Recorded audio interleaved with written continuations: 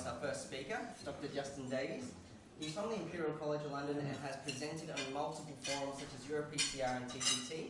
He's also been involved in a lot of first-in-man trials, and he's the global leader in the world in cardiophysiology, especially in IFR. So, without further ado, Dr. Justin Davies. Thanks very much, Jeffrey. Am I getting the promotion? Am I getting beer right now? Okay, well, thanks very much, and thank you for your time and giving up your night to come and interact. I hope that we can discuss many of these things that we go through. And I know many of you, and I know many of you use physiology a lot, and I'm sure you've got thoughts and opinions, and it's good to kind of hear what you think as well. So obviously I'm very conflicted in this area. I could have invented the IFR technique and developed all the algorithms behind it, and so you'll probably know that already, but just so you always bear that in mind. We've been talking about conflict of interest here, so it's always important to measure it. I'm going to show you some slides to start off with, just to kind of get things going, and then show you some background data with regards to kind of flow and pressure before we can talk anything about IFR. This is a case from Dr. Nam in South Korea, which he presented and published subsequently, looking at assessment of essentially side branches. And we've just been having a discussion here about the necessity to treat other vessels other than the culprit in the setting of primary PCI, but this is another kind of scenario like this as well. Often we're confronted with one image and you have to make a decision on whether it's appropriate to go ahead and perform further angioplasty. So here you can see there's disease in LAD and the distal left main stem, perhaps a narrowing of the ostium that circumflex. He then goes ahead and stents it. There's a reasonable result in that main vessel, but you can see it looks like there's either pinching or spasm or something going on in that ostial circumflex artery. And essentially, does this need further PCI is the question. Have a think. I'm going to share with you some of my thoughts, and at the end we'll see what the decision he came to was. You can probably guess from the kind of paper that he's writing where it's going, but it's an interesting thing, because I think it's this whole theme here of whether we need to stent everything, how we should be best choosing what to stent and what not to stent, and what kind of metrics we can use to make these decisions. So at least four things determine physiological stenosis severity. So it's the angiographic, it's the stenosis severity itself. That can be like the shape, the characteristic features, composition of the stenosis, how much viable myocardium there is distal to the area where that stenosis is in that vessel. If there's collaterals, so you can imagine if you have a CT on the right coronary artery and you have an LAD collateralizing the right coronary artery, if you pump the heart really hard by giving a drug like adenosine or exercise the patient, when you're measuring the LAD, you're not just looking at the effect of supplying the left side of tissue, but you're also supplying the right side as well. So potentially there's an influence here of collaterals, which is enhanced under hyperaemic conditions. And of course the responsiveness of drugs to, of the patient's microcirculation to drugs as well. So there are a few different things there. So when we consider ischemia, although the clinical trials and indeed clinical trials that we're involved with use clinical cut points, often 0.80 for FFR, nowadays 0.89 for IFR, in reality we know that whatever clinical variable we measure, whether it's hemoglobin, creatinine, whatever you want to measure, it follows a normal distribution. And of course this is the same with things like FFR or IFR. And we know that the likelihood of ischemia when you've got a value of near 1 is very low, and as it comes down towards 0.5, it's much higher. So you've got this whole gradual spectrum here, and as you go towards these cut points, then it kind of improves, it tells you whether you're more or less likely to have ischemia. Now this is obviously important because it can help us make a diagnosis and can help us tease out whether someone's chest pain perhaps is ischemic in origin or just some kind of random pain which often patients present with. As we all know, we see lots of those kind of patients. But also perhaps I'll say to you one of the most important things that we can start to use this for is knowing that if we are certain that the lesion we're looking at has ischemia in it, then perhaps if we put a stent in it, they may benefit from angina relief. So they could actually benefit from it. Because if we don't think they've got a lot of ischemia in that particular area, then putting a stent in it may make us very happy, it may make the angiogram look very pretty, but it may not have much effect for the patient. And I think that probably comes down to this point which sometimes I think we forget in terms of where the evidence takes us. Is really we're stenting to increase coronary flow, to reduce ischemia and to relieve angina. So outside of primary PCI and maybe unstable plaques and acute coronary syndromes, most of the evidence in terms of prognostic advantage, long-term advantage from stenting is limited. But what we do know is it's very effective tool at reducing anginal symptoms and potentially improving exercise capacity. So how can we link this kind of physiology, pressure values with changes in flow? This is quite important data, and for me I think increasingly when I see people with stable disease choosing whether to stent or not, if on the background of this kind of data you start to see why it treats me to put a stent in, it doesn't really necessarily treat the patient. So here you see we've got flow, here you see we're going to characterise things by FFR at the bottom, and essentially what we're going to do is we're going to measure a hyperaemic flow before the stent goes in and then one after the stent goes in. We start with very severe lesions, so 0.6, less than 0.6 for an FFR. And you can see that that's the flow before, distal to the stenosis. That's after. You have a threefold increase in flow. Now, all of us would say that must be good for the patient. Now, this is going to be a big improvement. Very likely to help with symptoms and angina relief. So as we go more mild on an FFR-based scale, you see that the flow still steps up, but it's much less. And you can imagine there's a trend forming here. As you go even more mild, still an increase, it's non-significant here, and as you go above this FFR threshold of 0.8, it becomes less so. And those two on the right-hand side of the graph are both non-significant.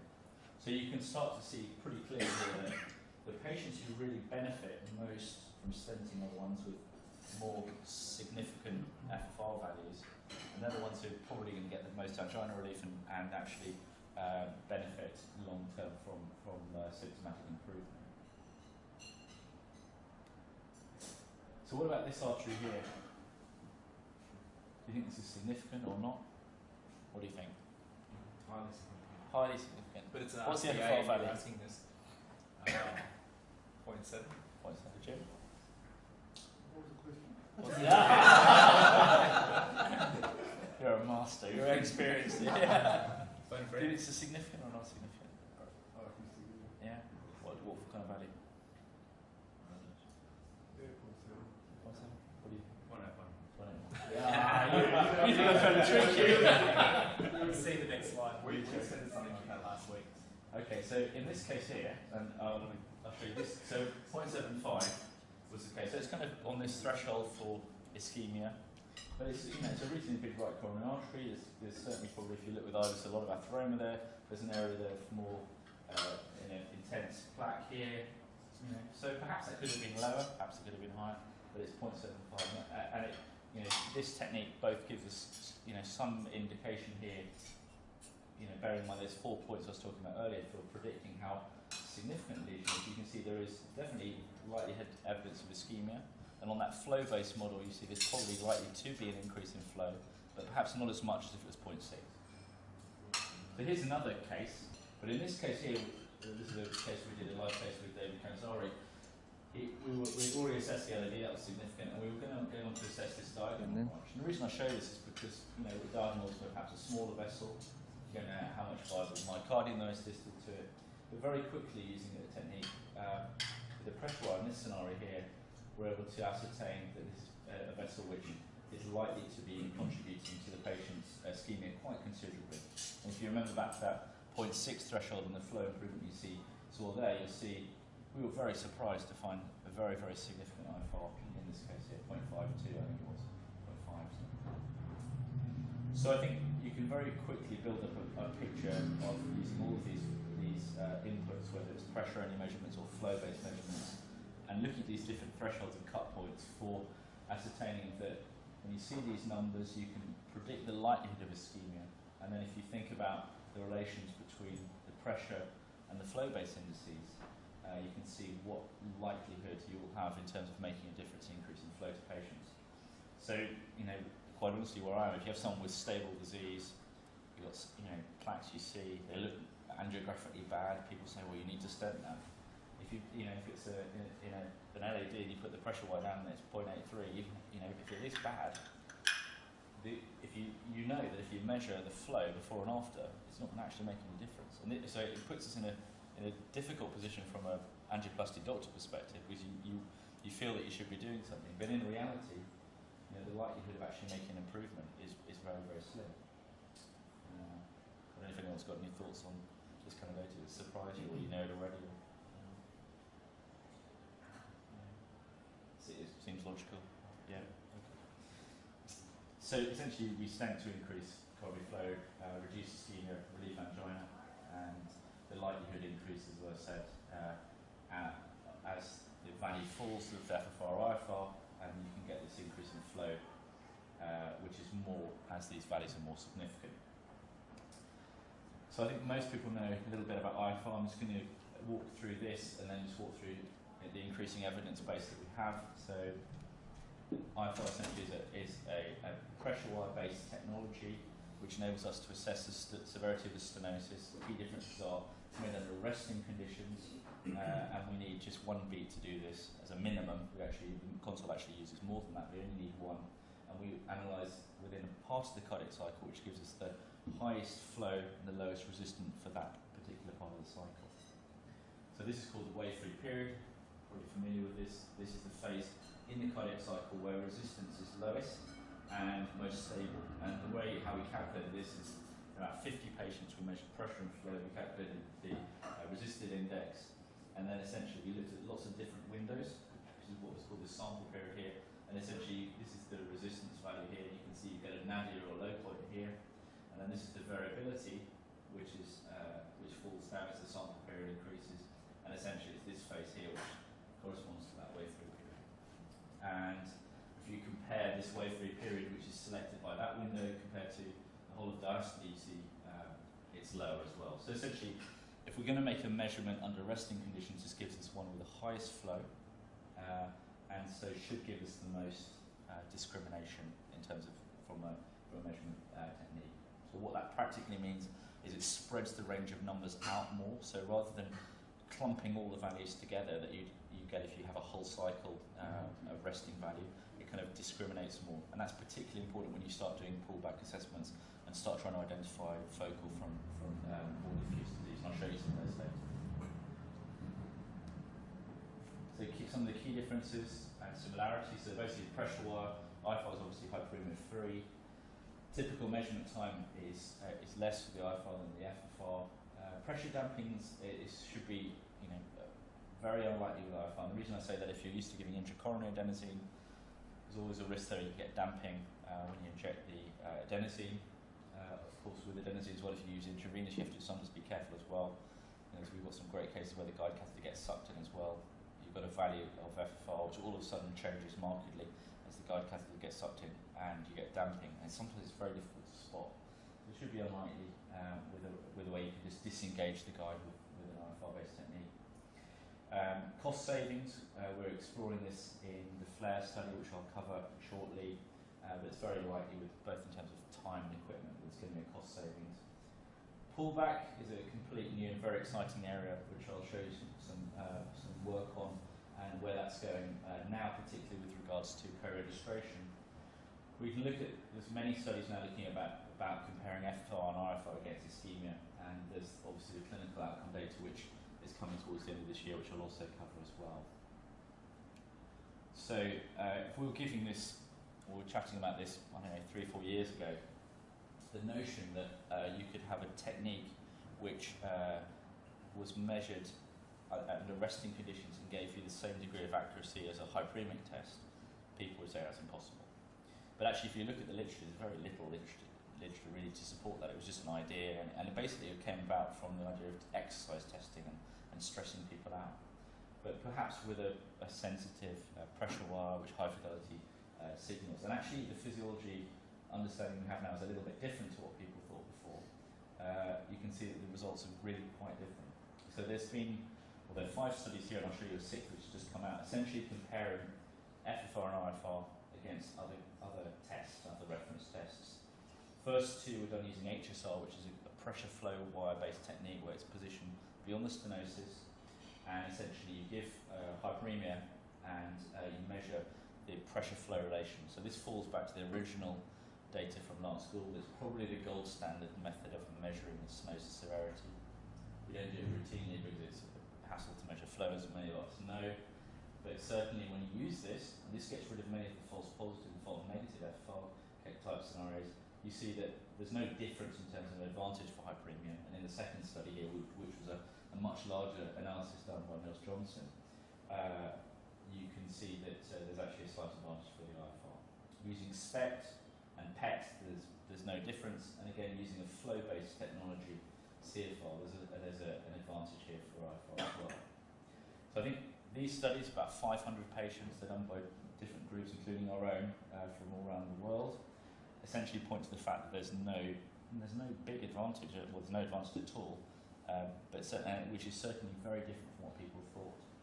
Now, the original PET studies looking at FFR, I think, which kind of validated and supported the use of PET, FFR in the clinical community, very small studies, around about 25 patients. And so this PET study has got about 60 patients. And then Dr. Koo from South Korea presented this study, which is much larger still, at PCR. I think these papers can hopefully come out quite soon, further supporting the analysis, essentially showing that if you use PET as your kind of measure of flow, gold standard, whether you measure FFR, measure IFR, or you measure IFR with adenosine, so this is hyperaemic IFR measurement, there's no difference here at all. So again, it's basically the same pattern that we see coming out through all of these different data sets. So in terms of how I think about how IFR works nowadays, and I'll share this with you, essentially, if you have any stenosis, whether if you think about it being in your arm here, if you had a stenosis in, or you put a blood pressure cuff up and you inflated the cuff, because there's less blood flow into your hand, your palmar arteries will all vasodilate. Coronary arteries are much the same. If you have a stenosis in the coronary artery, the net effect is that the microcirculation tries to vasodilate to maintain blood flow stable. And it does that very effectively. We know this for years in both the animal studies, and recently there's a very large study published in the European Heart Journal showing effectively the relationship between pressure and flow and stenosis severity. And it does that under resting conditions, and will maintain flow up to the stenosis about 90%, and then it drops like a stone. And essentially, because it's able to maintain flow, so flow is constant, the one variable which is changing is pressure, so the PD pressure changes. And as the stenosis gets worse and you get more vasodilatation, the PD pressure falls, and that's essentially what we're measuring with the IFR. So it gives us a very specific index measure of how that microcirculation is responding to the stenosis. And it's probably, as we'll find out from studies which are ongoing, it's probably very specific to that artery and much less influenced by collaterals than hyperaemic measurements. So if you were around in 2013, you know there was a lot of excitement about this, there was a lot of active debates and some heated debates in the community. And so Patrick Sorois wrote an editorial which came out of the European Eurointervention Journal just prior to the PCR meeting. And essentially he said that none of us as speakers or FFR or IFR gurus can really decide what happens in terms of whether a technique flies or sinks or swims, but rather it's what people do in terms of voting with their feet and who's using what around the world. So since that time, and this is as of January of this year, I think there's now about 3,000 labs using IFR around the world. So it's certainly gaining a lot of popularity. And I think largely this has come from the huge amount of data and evidence which is out there. I mean, there's huge amounts of papers out there. I've shown you some today. And I think that kind of points to the fact that a lot of the initial criticism was basically misjudged and misguided, I think. Clinical outcome trial data, what data is there to support the use of IFR in randomised clinical trials at the moment? The answer to that is very simply there isn't any, but very soon there will be. And I know that many of you have been involved in the defined FLAIR study. This is the largest randomised prospective physiology study ever performed. So it's 2,500 patients, in patients who the operator chooses to whether the vessel needs interrogation with a pressure wire, based on whether they think there's uncertainty if they would stent or not, and it can be in stable disease or in non-culprit vessels in the case of acute coronary syndromes. They're randomised to either getting an FFR-guided approach or IFR-guided approach, and we'll report the first 1-year outcomes, hopefully later this year at TCT, looking at hard clinical outcomes. So this is going to be death, MI, and unplanned revascularization, in addition to other secondary endpoints such as cost effectiveness. Now, in addition to this being a kind of head-to-head comparison between the two, we'll have unique data on pre-post PCI values, how that relates to outcomes, and this will give us a really interesting snapshot of physiology practice around the world and how that relates to outcomes. So it's going to be, there are 47 sites here, 18 countries, very, very global. It's not like the previous FFR studies, which were confined to little patches of Western Europe and the Western United States. This is very, very, very global. And Australia's have made a super contribution. You don't get to 2,500 patients in about 15 months without everyone chipping in. And Ravi Bindi in Sydney led the way in terms of getting the ethics submission and a lot of data collection underway. And then obviously you guys down here in Melbourne, some in Adelaide, and the guys in Brisbane all contributed hugely. And you really can't get to that number without everyone chipping in. So we're really, really grateful. Just to give you an idea of the scale for how these studies have changed, and of course all the studies we look at nowadays have changed hugely. I'll show you. So DEFER, which of course was a very important pivotal study, had 91 patients in the physiology guided arm of the study. The other 3 parts of the study weren't physiology guided. FAME had obviously more, 500. FAME 2 had 441. There's a sister study to define FLAIR called IFR Sweetheart, which has been run by the Swede as part of the Sweetheart Registry. Matthias Gottberg has run that. That's also completed enrollment as well. That's a big study. It's 2,000 patients. And then you've got Define FLAIR, which is even bigger at 2,500. So we've got a unique data set coming, and it's going to be here very soon in terms of to see how these techniques can predict clinical outcomes. The other thing which we did early on is we aligned the endpoints between the Sweetheart study and the Define FLAIR study, which means that we're going to be able to perform a combined analysis of all this data to give us even more power. So we'll have data from 4,500 patients, 7,500 lesions, which we'll also put together, and that may help us with looking at cut points for post-PCI measures and how they translate to outcomes underlying. So whatever questions people think are interesting to answer. So now I need your help. I'm going to show you 2 patients. When you tell me how you think you treat them, if you think they need treatment at all, maybe you think I'm trying to trick you, maybe they don't need revascularization, maybe some medical therapy. So here's a patient. This was a Syntax 2 patient, so it's someone with clear chest pain, cardiac sounding chest pain, multivessel disease, and all we're showing at the moment is the right coronary artery. He's already had the left system treated, and just want to get your viewpoints of what you think is going on here. What do you think? It looks very diffuse, Yeah. and it's clearly moderate plus disease throughout. Yeah. There's one part of me that says that when taken together in terms of the length of that moderate disease, that the totality of taking all those moderate lesions together might be significant down to PDA. But having done FFR and lesions that look like that, I have a feeling it's going to be not ischemic. I'd probably pass the pressure right down. Yeah. Jim, what do you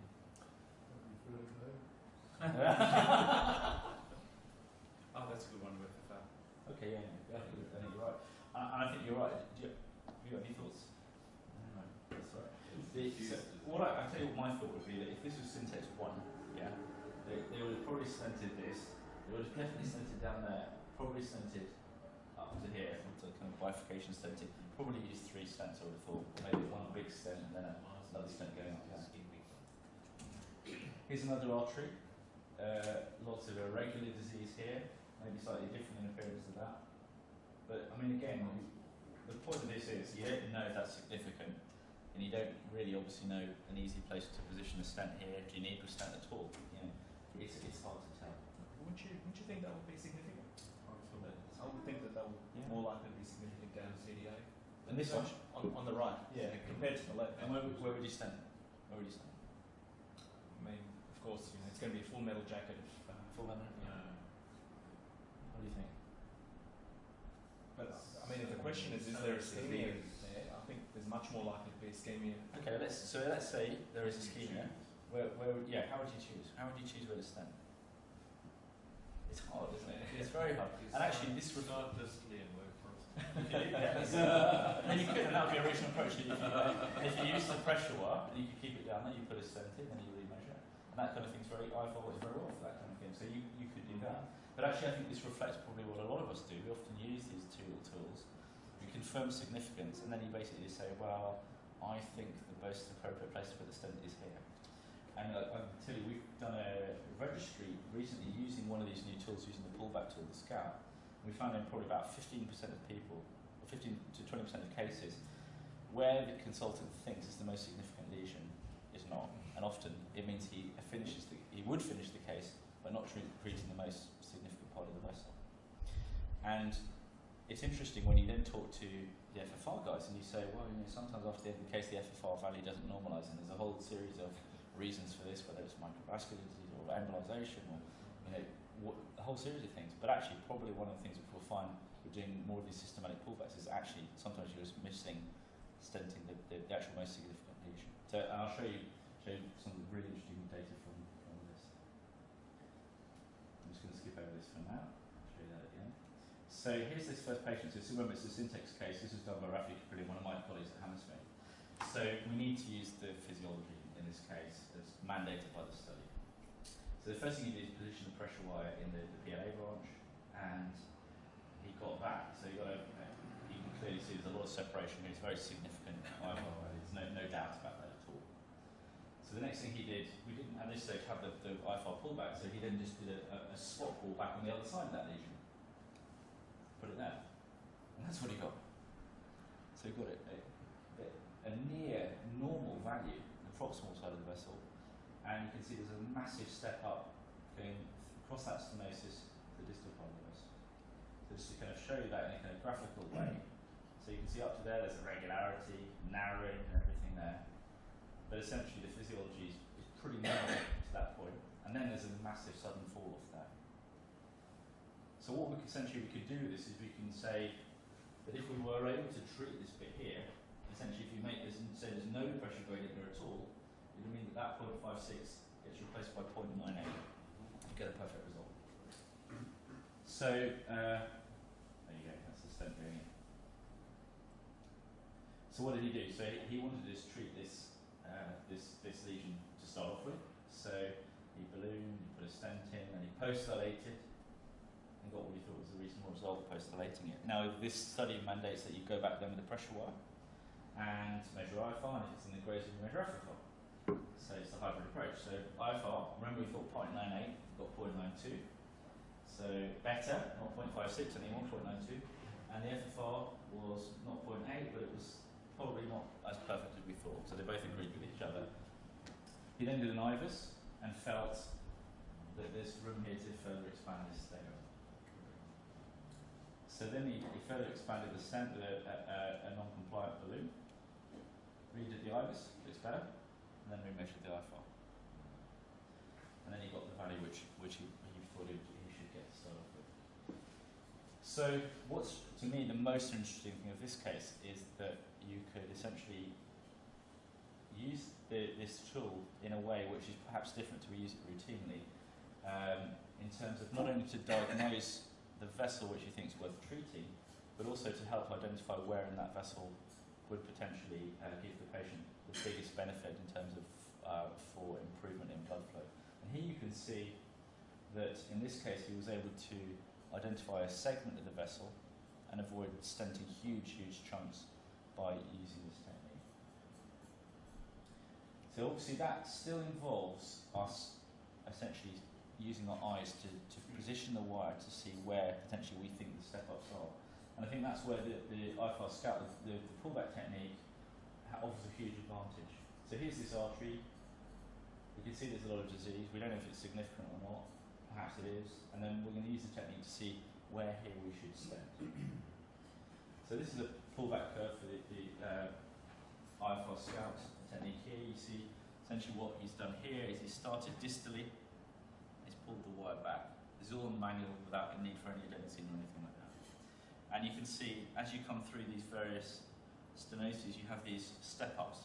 Okay, just to show you that the solid blue line is a trend line, and it never goes down, so it's always going up the trend line. And this dotted line you see here is actually the kind of raw line. So you'll see a few things if you're interested in physiology. As you come through a tight stenosis, you have acceleration, and you have a vena contractor, so it often dips down and then goes up. You see it through every single one of these stenoses. And that's obviously what you'd expect to see from a physiological perspective.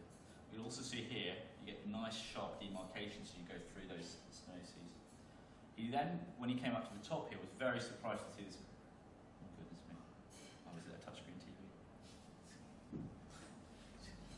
What's that? I was surprised. Here we go. Trying to put the cricket on.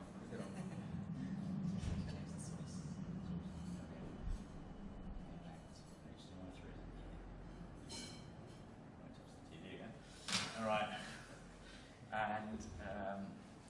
And so he was very surprised to see this massive great step up. And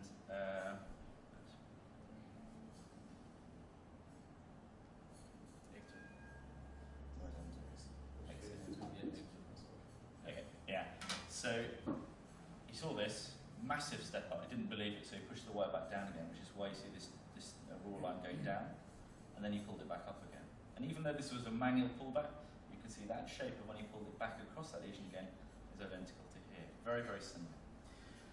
So there's a few things here which are very different to what you get in an FFR curve, and I'll show you the FFR curve which he did in a second. So often with FFR you get interaction between lesions, and that's because the flow from one segment affects the next, so it's difficult to identify one stenosis from another. You can also see here you have sharp demarcations here, here, and here, and that's essentially because we're not averaging 3 or 5 beats that you need to do if you're doing an intravenous infusion run with an FFR pullback. Here's the FFR run, both clearly very significant. You can see immediately that it's very difficult to see these step-ups here for this crosstalk reason I was discussing, also the averaging. And then as he comes through this significant lesion, you can see rather than it being a sharp demarcation, you see this slurring. Now, why this is important, obviously we can see things much more clearly, much more easily, but when we start doing co-registration, I want to be able to locate on the angiogram a precise location where the step-up comes up. I don't want to know within 15 millimetres or 20 millimetres that there's a step-up, so potentially this is an advantage. So there's no bias in this case, actually, interestingly, because this was actually done by one of the FLAIR investigators. So, but you can clearly see there are very big differences between these curves. So the next thing we can do here, just like I showed you before, we can use this to predict the likely improvement. So essentially what I'm going to say is I'm going to stent that top part of the vessel, we're going to get rid of this big step up. And if we do that, we can essentially take this IFR value from 0.42, effectively moving this whole curve up to 0.82. So that tells us initially that immediately that we're going to be still in the ischemic zone for IFR, should be 0.89, it's still this 0.82. And it tells me also that even if I put one stent there, I'm going to need to put a second stent in. We know that immediately, at least 2 stents. So he puts a stent in, as you can see there. Then he remeasures, predicts the 0.82, got 0.83, and then essentially he did this pullback. See the pullback? This big step up's gone, but you can still see, even with a manual pullback, even after the balloon being up to deploy the stent, you can see these discrete step ups here, just the same as you saw before. But you've of course lost this big step up because that top lesion's gone. So of course he's still ischemic as we predicted, and he puts another stent in, and you can see we're left with a very nice result and a almost flat pullback curve here. So this has been tested in a couple of different studies now. One of these has already been published, the others I think are on the way. This essentially looked at using this technique to predict the likely improvement before you stented and then going in to measure after you stented. And you can predict, it appears very close, but in most people it's within about 5% you can predict. And I've done 20 or so live cases using this technique, and it works really very, very well. So you can see that there's a very